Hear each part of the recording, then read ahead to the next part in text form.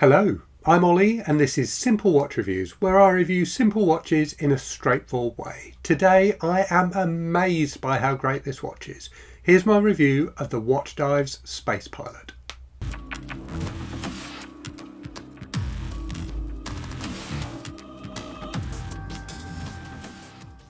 So this is the Watchdives Space Pilot, or to give it its model number, the WD1863Q2. This is a homage to the Omega Speedmaster Space Pilot, albeit there are some quite big differences.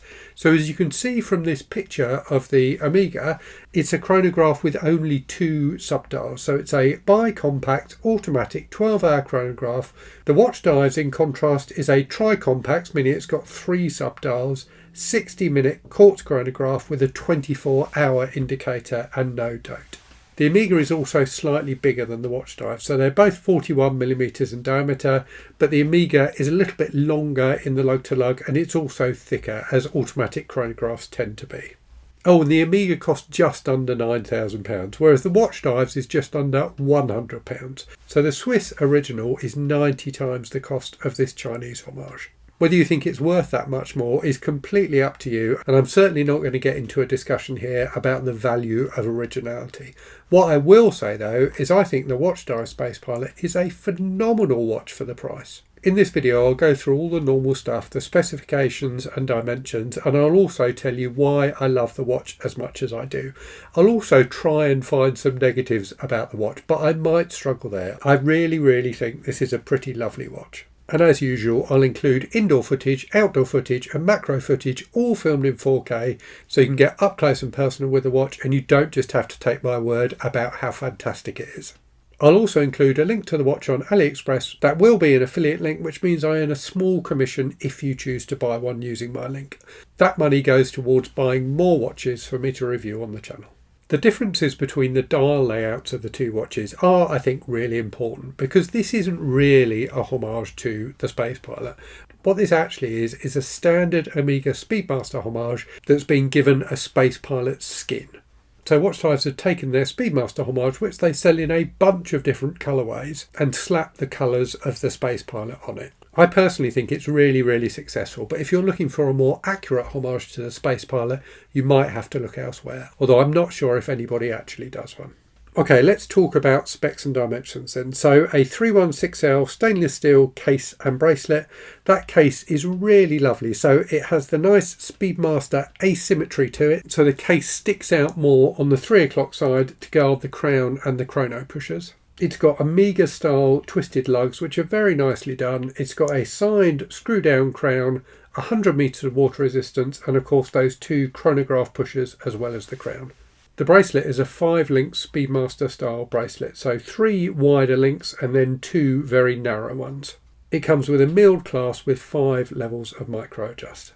The bracelet is another difference from the Omega Space Pilot, so that watch does not have a Speedmaster style bracelet. Inside the watch you've got the Seiko VH63 60-minute quartz chrono. That's a mecha quartz movement, meaning that the central chronograph hand ticks at 4 times a second. You've then got the running seconds for the watch at 6, the chronograph 60-minute timer at 9, and a 24-hour indicator at 3 o'clock.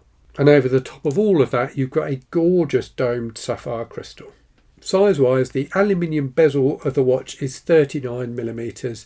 The case is 41mm because of that asymmetry. Interestingly, Watchdives market this as a 39mm watch, but technically it is 41. It's 46mm lug-to-lug, 12.9mm thick, including that gorgeous crystal, and has 20mm lugs. And that 5-link style bracelet tapers down to 16mm by the clasp. The links are screwed links. Watchdives provide a screwdriver with the watch, and I found it very easy to resize. Size for my 6 1/4 inch wrist, it weighs 103 grams, so reasonably light. With all the links, it's about 122 grams. I took 8 links out to make it fit my wrist. They are relatively small links, certainly smaller than the links on an oyster style bracelet. I think this watch would fit up to about an 8-inch wrist.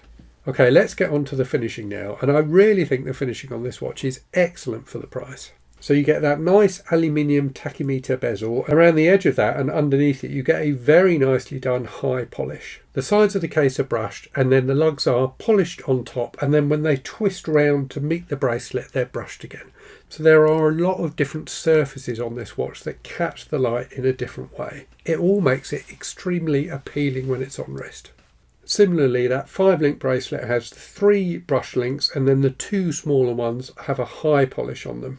The bracelet is also polished on the sides. The clasp is brushed on the sides and the top. The top is signed and has parallel lines running down it. And then where the sides and the top meet, you get a nice thick polished chamfer. The dial is fantastic as well. So you get this nice polished silver chapter ring, which is really quite wide. It's got black minute markers on it and then also smaller markers within those minutes for the chronograph. The main part of the dial is a matte, almost grainy black. And then set within that you've got the 3 subdials which are slightly recessed. The middle parts of them have the same grainy effect as the dial, but the outer parts are glossy. And then the 24-hour indicator at the 3 o'clock position is a nice pale blue for the daytime part of the 24-hour cycle. And then running across the chapter ring and onto the dial you've got these nice long lume plots, which are slightly truncated at 3, 6 and 9 to make way for the subdials. And then finally you've got some printing below the 12, so the Watchdives logo and then chronograph and professional. I'm not sure how professional this watch actually is, but the printing does look nice. Those hour markers are a pale yellow with dots of orange at the edge of each one. The hands are very simple, so black in the centre where they meet the pinion and then loomed with that same pale yellow loom as the indices. The chrono second hand is slim and black with an orange tip that matches the orange of the hand on the 60-minute chrono register and on the running seconds. When you turn out the lights, this watch really comes to life. They have gone to town with the loom on this one, as you can see. The hands and hour indices definitely last longer than everything else, which is probably how you'd want it. But it is fun to see so many different elements glowing at first. In terms of legibility, overnight I did my normal test with this one. I charged it up before bedtime and I could still read the time at 5 AM the next morning. Over the top of that funky dial you've got the lovely high domed sapphire crystal. You get some lovely distortion at the edges. In particular, the way it plays with that broad chapter ring is really quite delightful. It's also got a bit of clear anti-reflective coating to keep things nice and legible. All in all, I really think the finishing of this watch is excellent for the money. It's made me want to buy one of Watchdives' plainer Speedmaster homages. Anyway, enough gushing from me. Here's what the watch looks like on my skinny 6 1/4 inch wrist, and I think it looks fantastic. It's a really fun watch, it's very comfortable to wear, and the different elements catch the light fantastically. As you can probably tell, I am delighted with it. Before we finish though, I did promise at the start that I'd try to find at least one thing wrong with this watch. And there is one thing, albeit not something that bothers me hugely. And that is that the 60-minute subdial for the chronograph only has markers at 5-minute intervals, which actually makes it pretty useless for timing. Fortunately for me, while I love the look of chronographs, I don't actually use the functionality that often, but it may bother you more. So those are my thoughts on Watchdives' homage to the Omega Space Pilot. I really think this is a fantastic watch. The quality is outstanding for the money. I really, really love it. It's one of those watches that makes me wish I didn't have so many watches, because I think I could quite happily wear this every day. Do let me know what you think in the comments. Give the video a thumbs up if you liked it, and also consider subscribing for more simple watch reviews.